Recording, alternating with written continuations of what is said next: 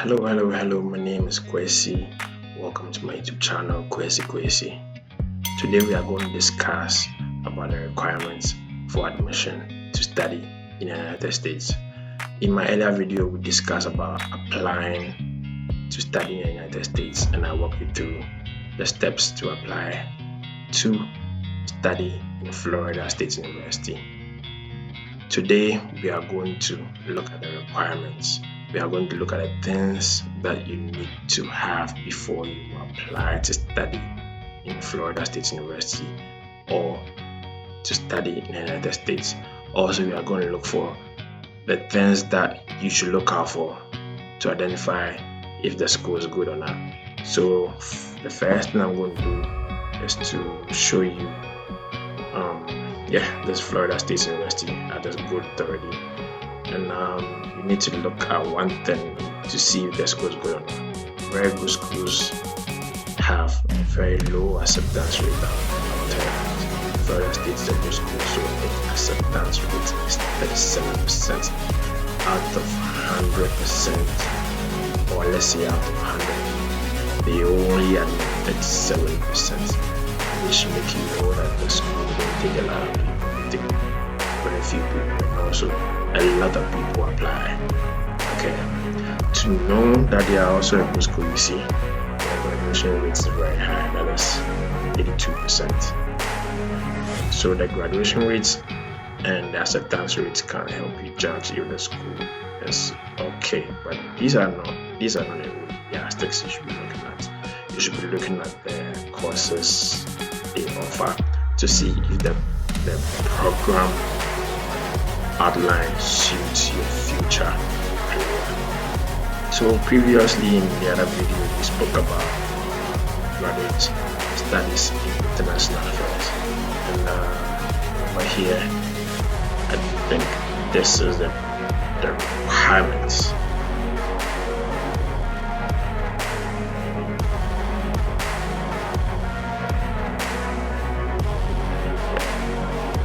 Over here, let's look at the admission requirement first, right? Admission requirements for international applicants.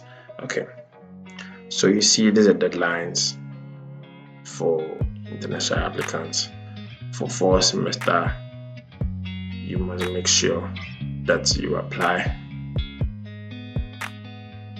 See this? Everything must go through around this time.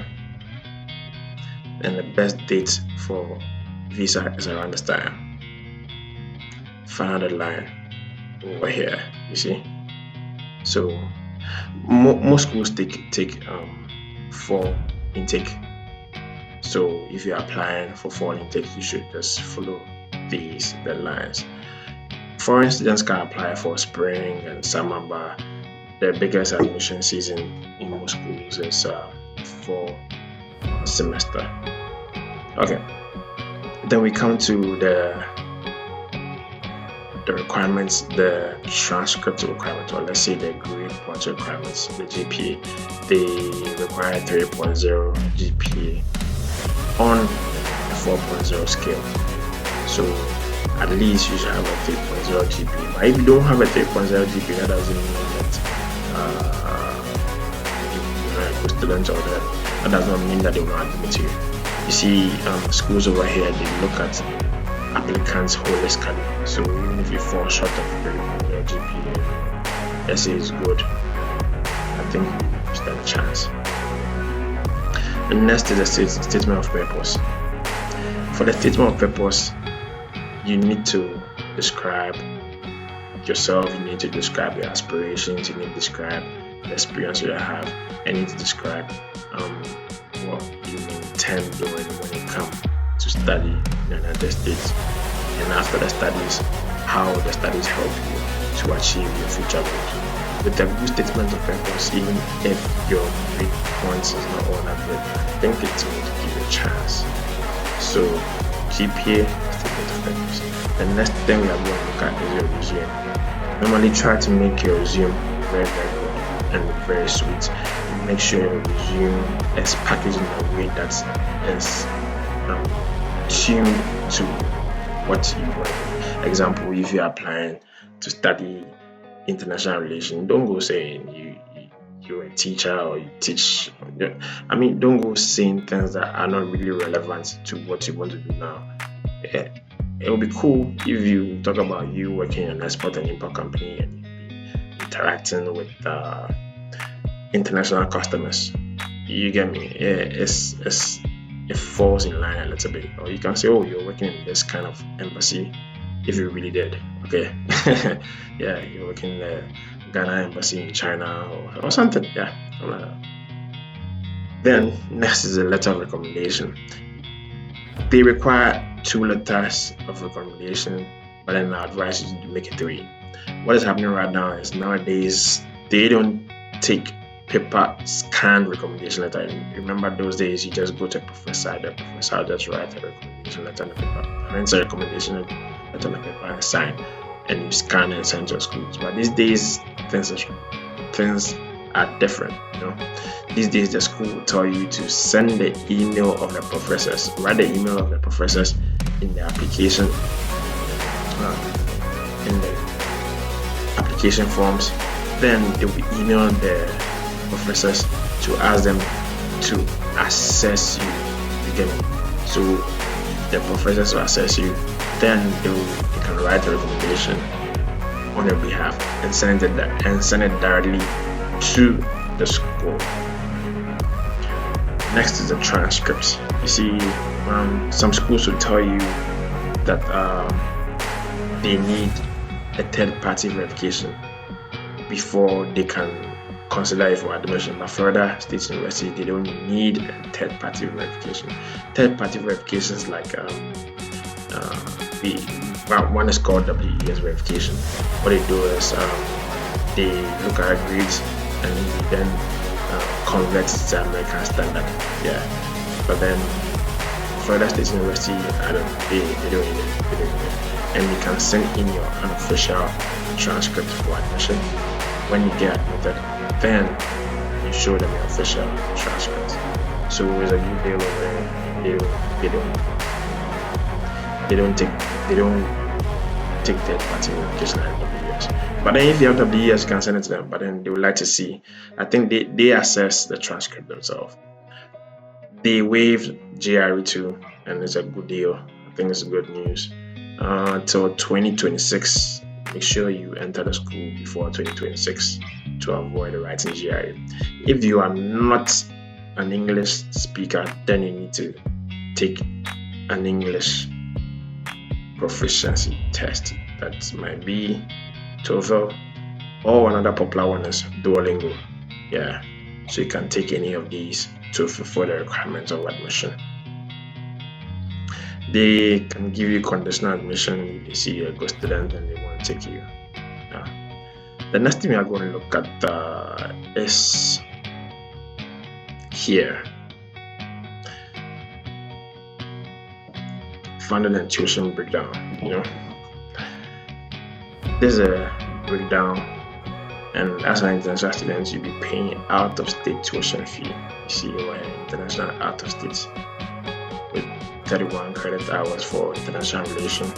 There's a price for out of state tuition fee. For funding, they give graduate assistantship over here. And for student loan, I think student loan pertains more to the domestic students, but then there are some companies who can help you with student loans. It's not easy, but anyway, they have fellowships too. And if you scroll down, you see all other area-specific scholarships they have. You see over here for Latin America folks, for the Caribbean folks. Last time I saw something for Africans. Yeah, but then it's very highly competitive, so you can take your time and look at it. You also have tuition loans for teacher assistants. Yeah. The last thing I guess I'm going to look at might be I think we spoke about that.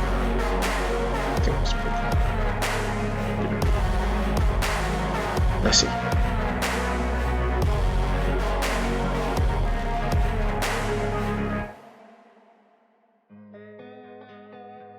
Okay, the last thing I'm going to look at is the program overview.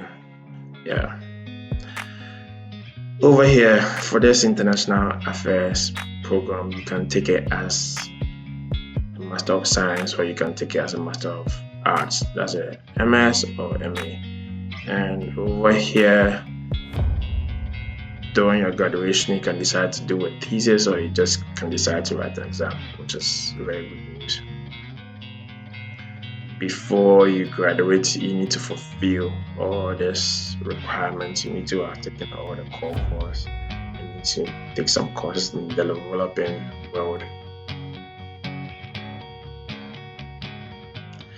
These are the requirements. So if you have time, you just look through.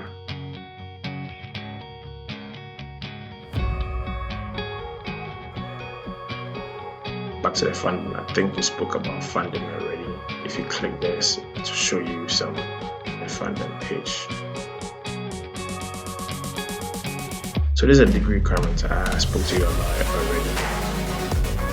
Basically, this is all you are looking at studying in Florida State University. You can take time also check the FAQ and look through. I think the FAQ will be a very important tool for you to look at how things work. You see, how many credit hours are needed to graduate with an AI? You just say AI in international affairs degree. So you get the answers over here. See, it's written over here, 31 credits. So take your time, look at the graduate program, FAQs. It will be a good tool to help you. Thank you very much. Like and subscribe. If you have any question, just drop it and I'll come back and answer that question for you. Thank you very much.